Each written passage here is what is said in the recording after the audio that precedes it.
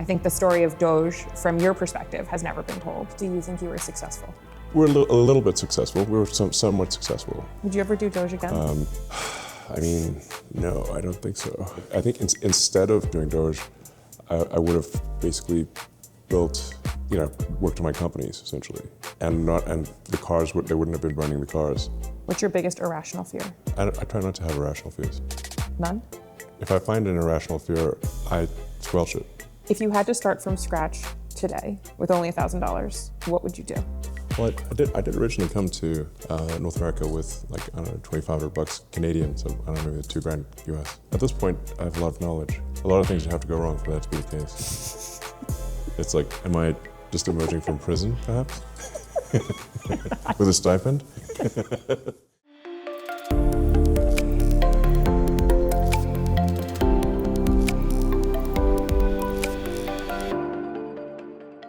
Hi, everyone, and welcome to this week's episode of the Katie Miller Podcast. We are in Texas today, joined by the one and only Elon Musk.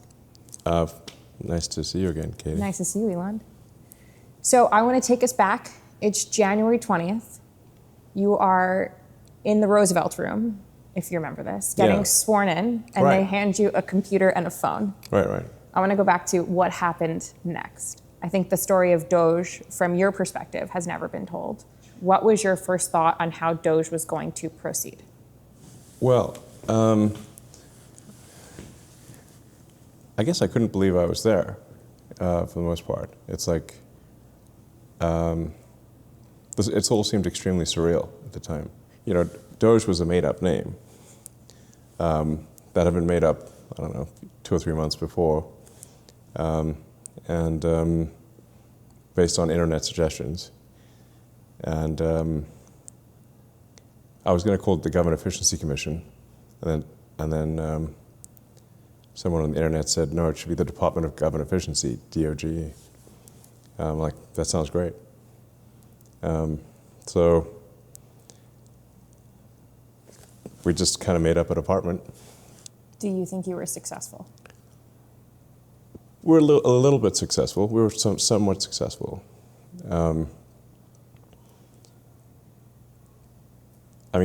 We stopped a lot of funding for that really just made no sense. That was just entirely wasteful. Where for example, there was probably 100, maybe $200 billion worth of zombie payments per year, which simply by enforcing that there be a payment code and an explanation for the payment, that the payment would not go out. So we made that change to the main Treasury computer and a bunch of other computers. It seems like insanely obvious, but there are just, call it 2 or 3% of government payments that go out that really should not be going out. And it's actually quite hard to stop.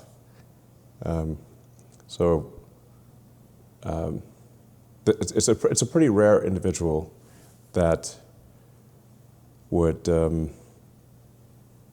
ask the government to stop sending them money. Would you ever do DOGE again? Do you mean would I repeat history, or would I? 2 ways to think about it. One is if you could go back and start from scratch, like it's January 20th all again, would you go back and do it differently? And knowing what you know now, do you think there's ever a place to restart you, not saying others in your stead, you go back and restart doing DOGE? No, I don't think so. Would I do it? I think I probably, I don't know. Would you do DOGE again knowing what you know now? The thing is, I think instead of doing DOGE, I would have basically built, worked on my companies essentially. So, and the cars they wouldn't have been burning the cars. You gave up a lot to do DOGE. Yeah. Like if you stop money going to going for political corruption, they will they will lash out big time. So they really want the money to keep flowing. So if you stop it from flowing, there's like a very strong reaction to stopping the money flowing. After you were in DC for a while, did you become disillusioned with how it operates? Well, I wouldn't say I was super illusioned to begin with. I mean, I guess it's just like you really want the least amount done by government possible, the least amount. I guess maybe like the biggest thing is that, I guess the biggest single thing is that there are massive transfer payments going to illegal immigrants, like massive. Essentially, we're paying people to come here from somewhere else in vast numbers, including flying them in. So, like, it's not like you need a border wall if you're flying them in. Then fast tracking them to citizenship and making them beholden to government payments, and voting hard left. That's essentially, it's like voter importation. If you create a gigantic money magnet to, you say, if anyone comes here from anywhere else, we're going to pay you tons of money, give you lots of free stuff. Come to America and get paid to do so. Like, you're going to get a lot of people taking up on that offer. When people say like this is fake, I'm like, actually, well, let's look at Ilhan Omar, who was voted into Congress by a large group of people from Somalia who are in Minnesota, which is really far from Somalia. Or Mamdani, who was voted to be mayor, but by a majority of people who are not born in America. That's my understanding, at least. And then California is a big time situation. So I don't know. We just don't want to turn into a communist hellhole, basically. You've said in the future that no one's going to need to worry about money or work because AI is going to take care of the rest, AI and robotics. What do you mean that people won't have to work in the future? Assuming the current trend of artificial intelligence and robotics continues, which seems likely, the AI and robots will be able to do anything that humans want them to do, essentially. So hopefully not more than that, but AI and robotics will be able to provide all the goods and services that anyone could possibly want. So, but you wouldn't need to work? Like, what would you do with your free time? Yes, people will be able to do whatever they want with their free time. Work will be optional. I just want to separate out from like what I wish would happen versus what I predict will happen, because people get confused about that. They think that what I predict will happen is what I want it to happen. Yeah. What I predict to happen is not the same as what I want to happen. If I could, I would certainly slow down AI and robotics, but I can't. It seems to be, well, it's advancing at a very rapid pace, whether I like it or not. Is AI what keeps you up at night? It used to be. At this point, I don't know.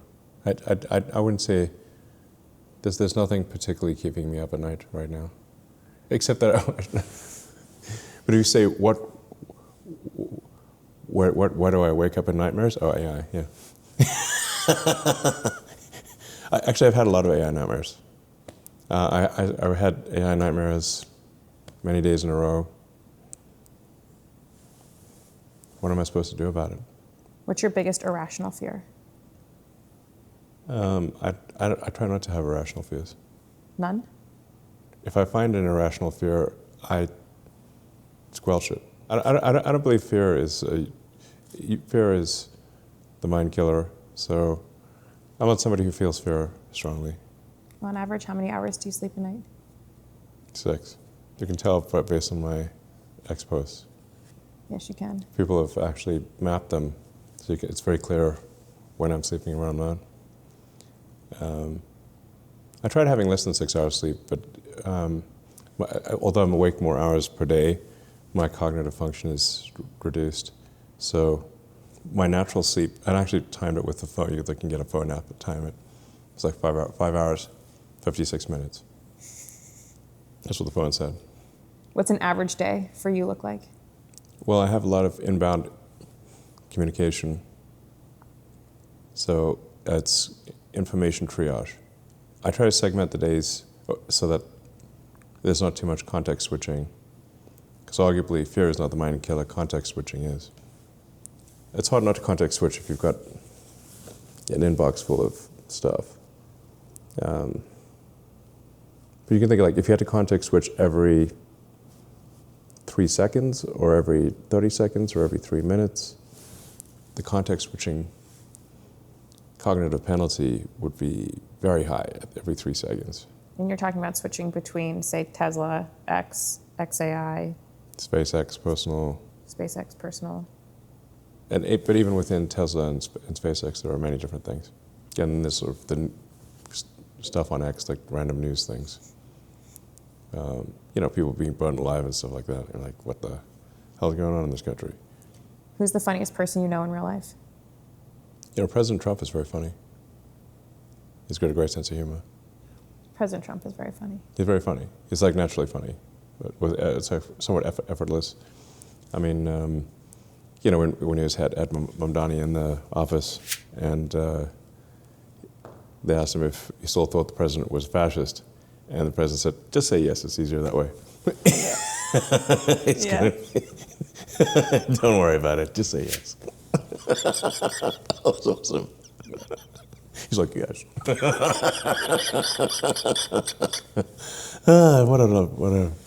How silly. Who do you look up to the most? The Creator. What's your current position on God? God is the Creator. You don't believe in God, though, do you? I believe this universe came from something.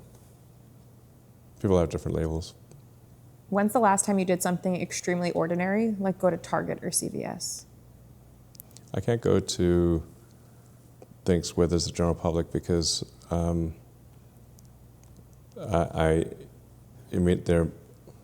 an immediate, can I have a selfie line that forms. And these days, particularly in light of Charlie Kirk's murder, there are serious security issues. It's not that I don't want to, I simply can't. Has Charlie's murder changed how you do things? Or were you already locked down pretty well before that? It certainly reinforced the severity of the situation where life is on hardcore mode. You make one mistake and you're dead. It only takes one mistake. What's one moment in your life that you could live again just to feel it? Well, I mean, obviously when my kids were born, or the first time SpaceX got to orbit, or Tesla made an electric car work. You've had a lot of them. It's a lot of things. There's a lot coming down the pike. Like what? Starship. The degree to which a Starship is a revolutionary technology is not well understood in the world. And it's the first time that there's been any rocket design where full and rapid reusability is possible, or full reusability at all is possible. This is the first design where a reusable rocket is one of the possible outcomes, where success is in the set of possible outcomes. Are you talking about in V3 or V2? Well, we could have made V2 reusable, but there were a lot of performance improvements for V3, so it made sense to go to V3.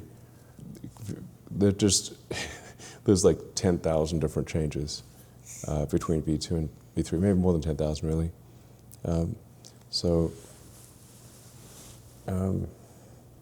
At Starship, if there are historians in the future, they'll look back at Starship and say this was one of the most profound things that ever happened.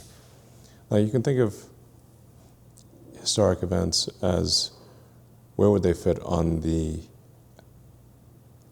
Evolutionary Hall of Fame. So you've got things like single-celled life, then you've got multicellular life,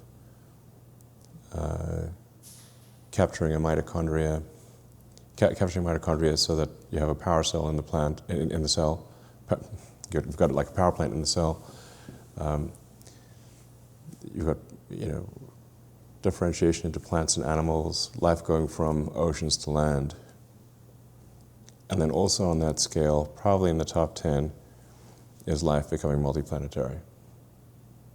There just aren't very many things that are in the top 10 of the evolution of life, or where you could basically say, you could evaluate any given civilization or any given life form as, on that scale. So life becoming multi-planetary, it's on the top 10. It needs to be sustainably multi-planetary, so not just visiting, but actually multi-planetary in the sense that if you have planetary redundancy, so if one of the planets, if there were to be a catastrophe on one of the planets, the other planet would survive. Are all of your companies... Starship is capable of doing that for the first time in history, and no AI was used to create it, so the AI will appreciate that. Are all of your companies working towards that same goal to help us become multiplanetary? Like, does the AI exist to be able to help life on Mars, or is that primarily for what is happening here currently?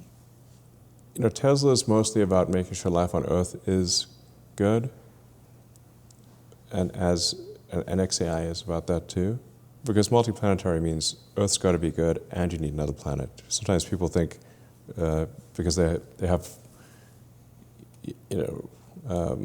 legacy templates, mental templates, they think that going to Mars is an escape from Earth, or that it would be some place where billionaires would go or something like that.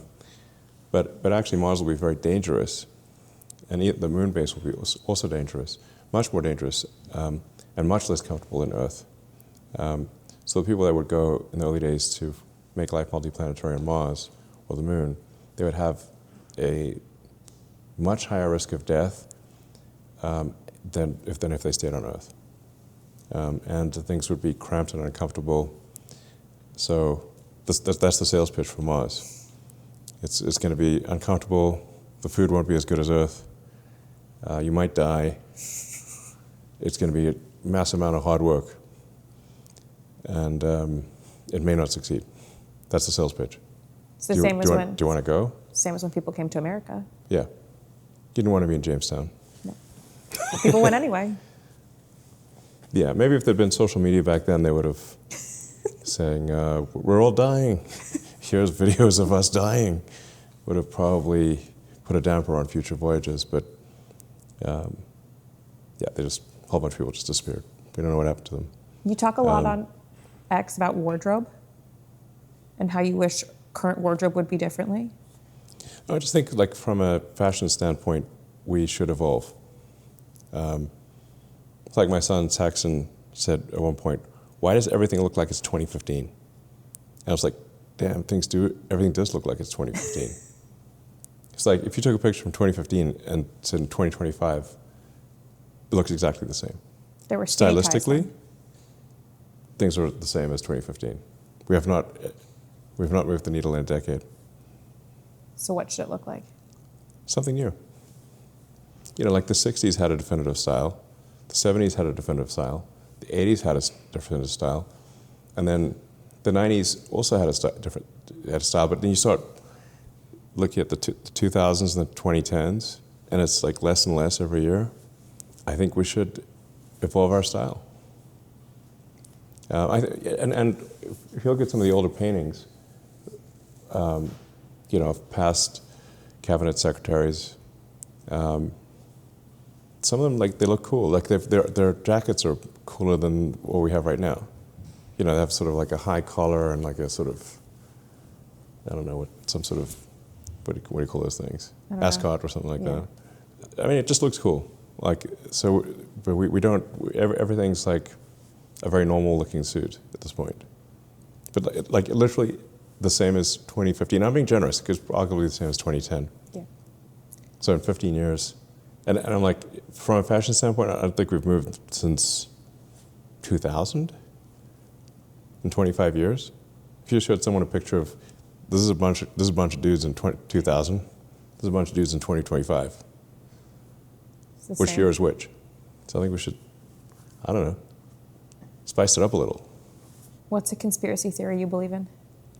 I mean, which conspiracy theories haven't come true at this point? We've run out of conspiracy theories that, because they've all come true, as far as I can tell. Yeah. I mean, I don't know if any aliens, people always ask me if there are aliens. I have seen no evidence of aliens. No one on the SpaceX senior team has any evidence of aliens, because I've asked the team, like, guys, am I missing something? Has anyone on the team, has anyone seen any evidence of aliens? Does that include UFOs? That's just an unidentified flying object. So UFOs, like, it could be like some new weapons program or whatever that's, some hypersonic missile or something like that. That would be technically a UFO, but it's just basically some weapons prototype. It's not like aliens. So, although Neil Armstrong, Neil A, spelled backwards, is alien. Coincidence? You believe we actually went to the moon, though? Yes, we went to the moon a few times, actually, and played golf on the moon. Okay. We didn't just go to the moon. We actually got a little bored and started playing golf on the moon. But why didn't the flag move? There's like that conspiracy That was the theory. jump the shark moment. About the flag? No, the playing golf on the moon. Oh, okay. They literally did. No, I understand that. Yeah. Whacked a golf ball on the moon. There's no gravity though, right? So there is gravity, 1/6. If it wasn't gravity, you'd just float away. Okay. There's no atmosphere, Okay, fair. but there is 1/6 gravity. What's the biggest misconception about you? I don't know. How would I know? What do you think? I think I get asked this a lot when I do interviews about you. Me? Oh, I get asked, everyone always thinks you're a very difficult person to work for. Oh. Which I think you're very kind. Thanks. And like people think you are like a very demanding boss. I think that I've never heard you yell at any employee. Yeah, I don't yell. I think every employee who works at every single one of your companies is incredibly mission driven, which is unlike any other workplace I've ever seen. Like Starbase is the most inspirational place you'll ever go to. Right. Everyone is there to work on a singular goal. And so I think to me the biggest misconception about you is how every employee at all of your companies are fiercely loyal because it's all mission driven. And you're a very good employer to work for. And I think people assume you're not. Right. Well, why would they think anyone would work at the companies? Yeah. I mean, talented people can go work anywhere they want. So they're only going to work at one of my companies if they want to, and if they're mistreated in some way, they would leave and go work somewhere else. How'd you come up with the idea for Starbase? Well, I think we needed something inspirational. We kind of have a lot of star things, so we got Starlink, Starship. Well, where would Starship depart from Starbase? I mean, Starbase is, as you've mentioned, it's like, I think it's probably the coolest place on Earth. I agree. And it used to be a sandbar down by the Rio Grande. mean, it's only like 3 feet above sea level. So we built a gigantic rocket factory and 2 giant launch towers down by the river, literally within sight of the Rio Grande, and on an actual sandbar. Kind of had to have like an inspirational name. And then we made it a city. So it's an incorporated city, like legally a city. You don't hear about new cities being formed that often. The last time there was a company town, it was Disney World. Yeah, I think Ford had some kind of like company town situations, but yeah, Disney World is, it's literally its name. Yeah. I'm Walt Disney, this is my world. Yeah. I've gone from land to world. Yeah, it got like incorporated as a city and got tax exemption, which was like was a big deal. Yeah. I've been to Disney World probably 10 times. Really? Yeah, maybe more than 10, but at least 10 times. Because Cape Canaveral is right by Disney yes. World. This makes sense now. So when I'd have the kids, then I would, my older kids, and we're trying to get the rocket launch from Cape Canaveral, then, the thing they'd want to do is go to Disney World or Harry Potter Land. What's your favorite ride? I'm sort of tempted to say Space Mountain, I suppose. Yeah, probably Space Mountain. I mean, I do think Space Mountain needs an upgrade. It's a little herky-jerky. It doesn't look quite as sci-fi as it used to. No. You know, it's like the day before yesterday's tomorrow, which is still yesterday. What's your favorite age to parent of your kids? Generally, kids are the most fun between 5 and 10.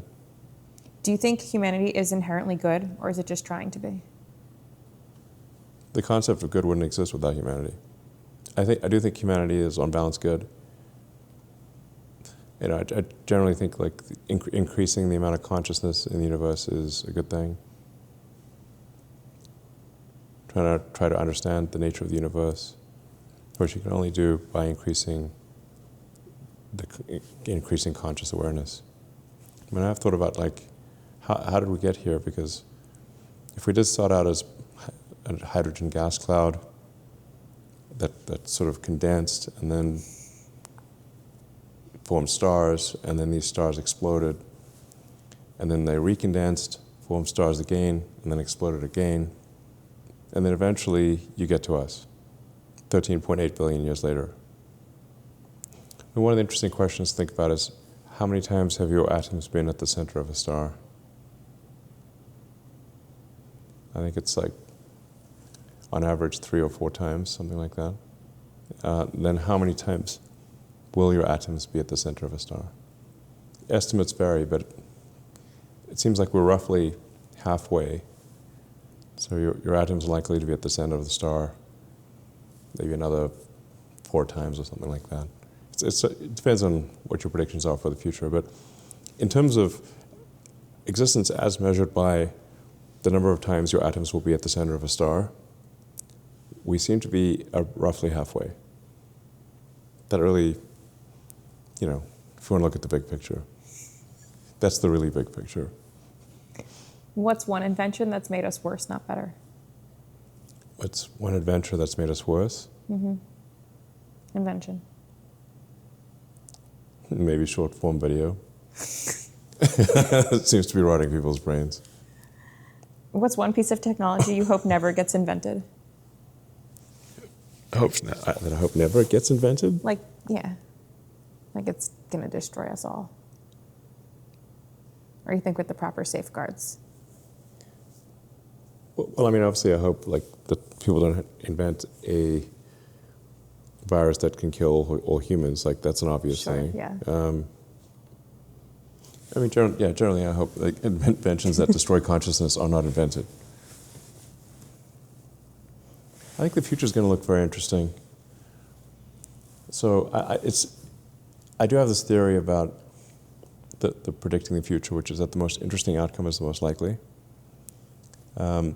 Which, if simulation theory is accurate, makes sense, because if anyone is simulating a wide range of futures, they're going to stop the simulation when it gets boring. Because this is what we do in our reality. So if SpaceX is doing, or Tesla doing simulations to understand how a car would work, or robot, or spaceship, or something like that, we'd run all these simulations in the computer. And the simulations that we pay attention to are the ones that are the most interesting.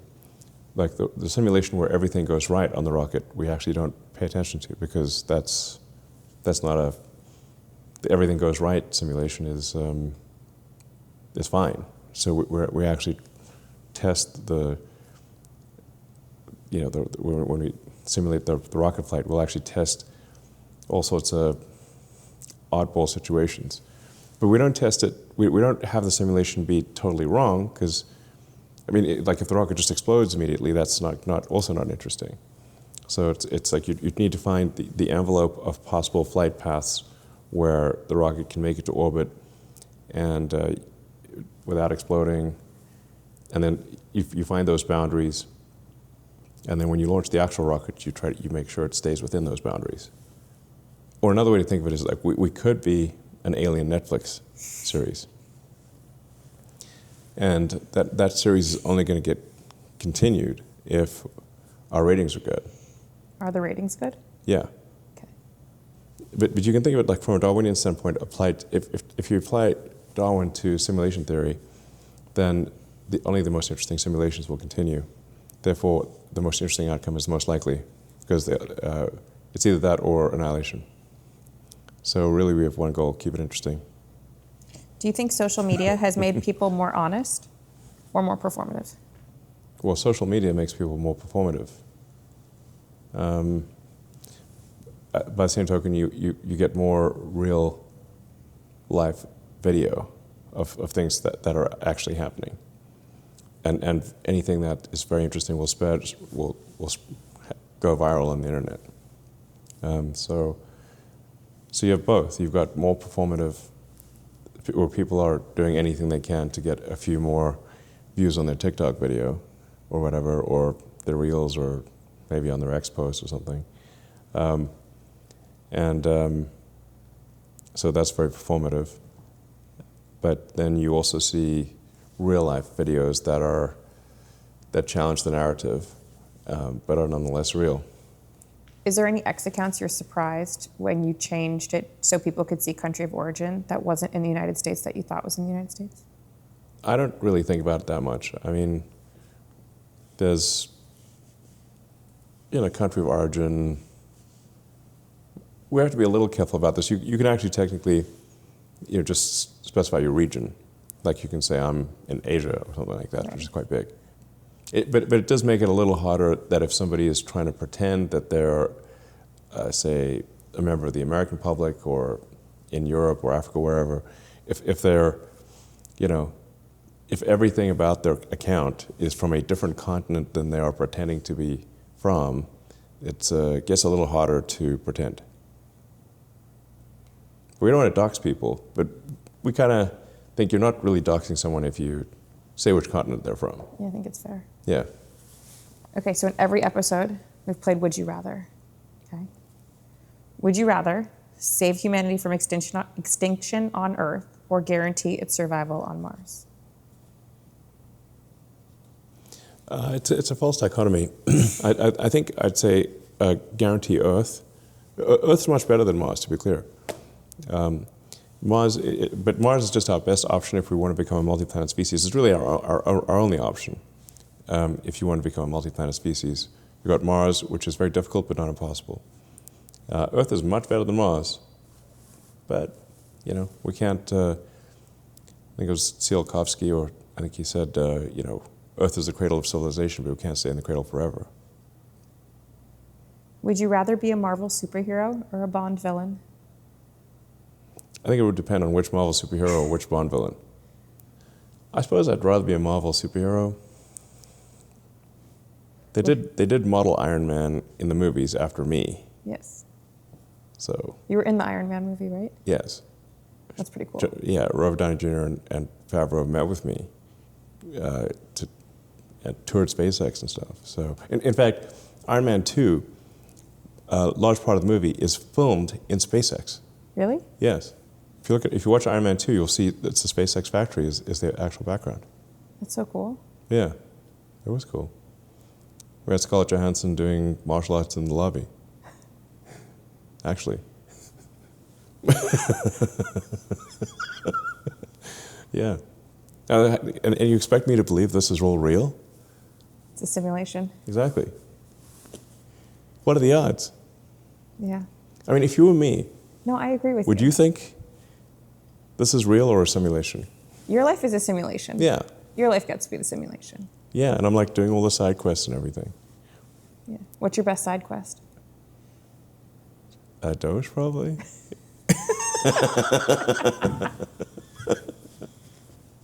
Okay. Would you rather launch a social network with no algorithm or a rocket with no manual override? Who came up with these questions? Just keep going. These are funny. Maybe not to you, because they're too trivial. What do you mean? Like so that with an algorithm means you only see the people you follow. Like it's just a mess. Like it was Twitter before you bought it. Yeah. There's the sort of people you follow, and then there's a recommendation algorithm. I think probably in December we'll finally have a half-decent recommendation algorithm. It's a lot better. Recently, yeah. Yeah. So it really just trying to show people stuff they'd be interested in. But there's an enormous amount of AI horsepower being applied to this, where Grok, poor thing, is reading it's going to read all 100 million posts per day, which is Does that take up a lot of compute? hopefully it doesn't destroy its mind or something. Yeah. Yeah, it does take a lot of compute. Like most posts are, there's a lot of spam, scam stuff, so that can be easily discarded, I suppose. But then you've got to take, 100 million pieces of content, match that to, I don't know, sometimes 300 or 400 million people per day. So that's a lot of matching. My algorithm used to look a lot like other people's when you open their X account. Now mine is very unique comparatively to other people's. Well, we really are kind of this is just the beginning kind of thing. What I mentioned, the Grok reading everything and recommending any given thing to anyone, should go live in December. So the acid test for this is, are you seeing content that you find really interesting from accounts you've never seen before? If that's happening, then the algorithm is working. It should be possible for somebody to post content as a new user with no followers, and if that content is excellent, it gets seen by a lot of people. So, can an account with a small number of followers or a new account, if the content is intrinsically excellent, can that content be seen by a lot of people? That's our goal. All right, last one. Would you rather invent time travel or teleportation? Actually, those things are almost the same thing, in that you can't break the speed of light without breaking reality. And so if you could teleport somewhere instantly, if you're talking about teleportation faster than the speed of light, presumably it would be, then that would break our reality, as would time travel. Unless, there's a very important conditional here, unless we're a simulation. Time travel does not break a simulation. Is it like in Loki, where you're on the time and you just break a new one? I think, people do tend to get wrapped up in knots with the time travel thing, because they try to simultaneously say something must be logically consistent but logically inconsistent. That's impossible. But if you think about like a video game, and say, okay, you've got various saved games, and you can go back and restore a saved game from a prior start point. You still have your other saved games, and there are many games going on in parallel. They don't have to be consistent with each other. It's a false assumption if we're a simulation. We might be somebody's video game or TV show or something like that. Like I said, we're just going to keep it interesting so they don't turn the computer off.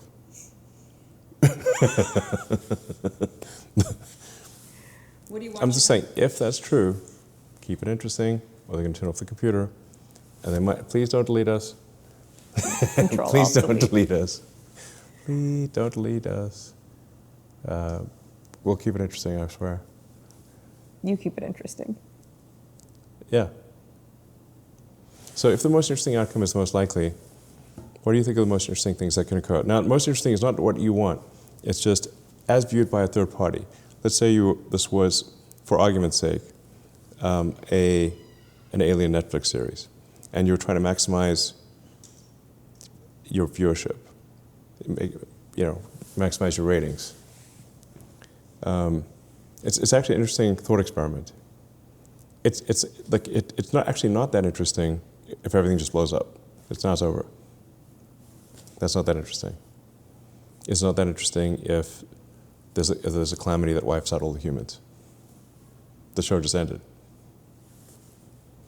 But, I mean, fortunately and unfortunately, if there is drama that, like war or something like that, that is interesting. I mean, people will go to movies and watch, say, a World War I movie where people are getting blown up from cannon shells, and they're in the movie theater eating popcorn, drinking a soda. Like you wouldn't go to a movie where everything was just perfect and stayed that way. You'd leave the theater. A good romance story doesn't. There's always a story arc. There's always an arc, and it's generally not a linear arc. So it's not going to be like things start here and just go straight up and to the right and end up in a good place or something like that. There's usually ups and downs. The classic sort of story arcs, essentially. Act 1, Act 2, Act 3. You have an initial rise in Act 2, fall back in initial rise in Act 1, fall down in Act 2, surge back in Act 3 with a happy ending if it's a comedy or a sad ending if it's a drama. If you look at President Trump's story, it's more interesting that he lost the intermediate term and then won his second term after that. Mm-hmm. Just like the story arc. Initially up, then down, then resurgent again. If you went with my theory that the most interesting outcome is the most likely, then that was the most likely outcome. It was inevitable. What are you watching on TV right now? I am Irony Man. Something like that. I'm paraphrasing.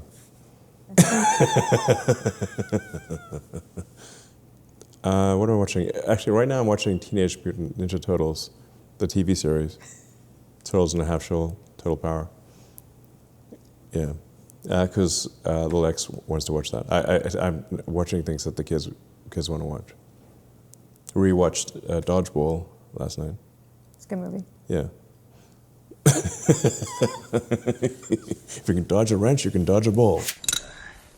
If you can dodge a wrench, you can dodge a ball. What?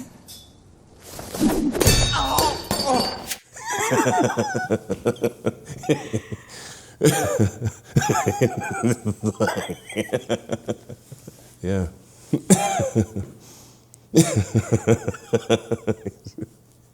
High motivation to dodge if somebody's lobbing wrenches at you. What song instantly puts you in a good mood?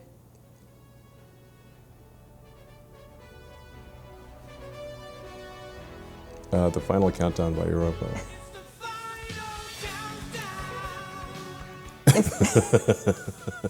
Heard that song a lot. Do you read the instructions or just wing it? What's the goal? Like if you're putting something together, do you read the instructions or do you wing it? If it's a simple thing, I'll wing it. If it's a complex thing, I'll look at the instructions. If you had to start from scratch today with only $1,000, what would you do? Well, I did originally come to North America with like, I don't know, 2,500 bucks Canadian, so I don't know, maybe $2,000 US. One bag of books and one bag of clothes in Montreal at age 17. So that is how I started out. At this point, I have a lot of knowledge. A lot of things would have to go wrong for that to be the case. It's like, am I just emerging from prison, perhaps? With a stipend? All my companies have been confiscated. I mean, it would take Armageddon, which hopefully that doesn't happen. Like Ragnarok next level, and I lost. Yeah. What the hell? It's a bad hand. I mean, it's impossible for me, for someone to have that amount of knowledge, all the knowledge that I have, and then be dropped down to a low resource amount. Because the reality is that either something truly catastrophic has happened, like civilization has melted, or I will be able to ask people to just give me money, and with the promise that I will have a high return, which is what I'm able to do right now. Yeah. Like if you give me $1, you will get back much more than $1. Yes. So it's somewhat of an impossible dichotomy, because civilization would have had to have been destroyed or something. In which case, $1,000 is not going to solve your problems. You know, you can't do much with this. If you're wandering around radioactive craters and you're in, like, you know, fallout or whatever, then $1,000 is not going to solve anything. And if civilization hasn't melted, then you probably just talk people into giving me money, which I've done before. If you weren't running your companies, what random job would you enjoy doing the most? I don't know if it's all that random, but I'd like probably write video games or something like that. I did that at one point. I like solving problems, so I like building things. I built a lot of things. Like a lot. What do you eat in a typical day? Well, these days, I start off with a breakfast of steak and eggs and coffee. And then dinner tends to vary. I usually don't have lunch, or if I do, it's something very small. And then dinner, depending on whether it's social or not, will vary in cuisine. I like a wide range of cuisine. What's your favorite food? American food is my favorite food. Like pizza or a cheeseburger? Like. Yeah, the cheeseburger is probably if I had to say, like, there's only one thing you can ever have for the rest of time, which admittedly would be a bit monotonous, but it would probably be a cheeseburger. Because cheeseburgers are amazing. It's a genius invention. I'll tell you a funny story about when I was living in LA and I took my older boys out for lunch to Sugarfish, which is a very kind of uptight sushi restaurant. In fact, it's on the menu of the restaurant, it says, "Do not ask for soy sauce," because the chef has put the right amount of soy sauce, and you can't have any more. And if the chef doesn't think you should have soy sauce, you can't have soy sauce. That's what it says on the menu, basically. So, like, extremely strict sushi restaurant. And so the waiter is going around asking everyone what they want. And then it comes to Saxon, and Saxon says, "I'll have a cheeseburger." And the waiter's like, takes a moment for the waiter to recover, because no one's ever asked for a cheeseburger at this very strict sushi restaurant. Took him like 30 seconds to realize he'd just been asked for a cheeseburger. because you're not even allowed to ask for soy sauce. So, so then when he finally recovered, he said, "We don't have cheeseburgers." And Saxon goes at the top of his voice, "What? Like, what kind of restaurant doesn't have cheeseburgers?" And says, "Fine, I'll have a hamburger." I don't know what you got against dairy, but yeah, they don't have hamburgers either. Did he stay for the rest of the meal? Yeah, but he was nonplussed. It's like, I can't believe this place doesn't have cheeseburgers. So yeah, I mean, I guess I like barbecue, which is good because I'm here in Austin. I mean, if it's haute cuisine, I like French food as well, but not every day. Once in a while. If your friends described you in one emoji, what's the emoji? I guess the emoji I use the most, which is the laughing emoji. All right, and we close on this question in every episode. If you could host a dinner party with 3 people, dead or alive, who's coming to the dinner and what are you eating? I mean, maybe Shakespeare, Ben Franklin, Nikola Tesla. I mean, there's actually a lot of people I would have liked to talk to, and we'll eat, I guess, whatever they'd like. I think if this is a once in a lifetime thing, I think you'd want to have some epic, 12-course meal or something like that. Feast. Yeah, yeah. You want to go all out for that dinner, I think. You're probably not going to serve cheeseburgers. Unless they want it. Yeah. Maybe one of the courses could be like a tiny cheeseburger. Those don't taste as good as the big ones, though. No, but they could. It's just they don't try. There's nothing. You could make a tiny cheeseburger taste just as good as a big cheeseburger, if you tried. Have you ever had a tiny cheeseburger that actually tastes good? Rare, but yes. Okay. 1% of the time. Fair. But usually it's too much bread and it's dry. Correct. Yeah. And then there's not enough meat in proportion to the bread. Yeah. Right. But could you make a tiny cheeseburger that's good? Of course. Like you don't need a Nobel Prize for this. You can definitely make a tiny cheeseburger. It's like physically possible, I'm saying. It's just rare. Thank you for doing this. You're welcome. Thanks for watching this week's episode of the Katie Miller Podcast. We'll see you next week, Tuesday, 6 p.m.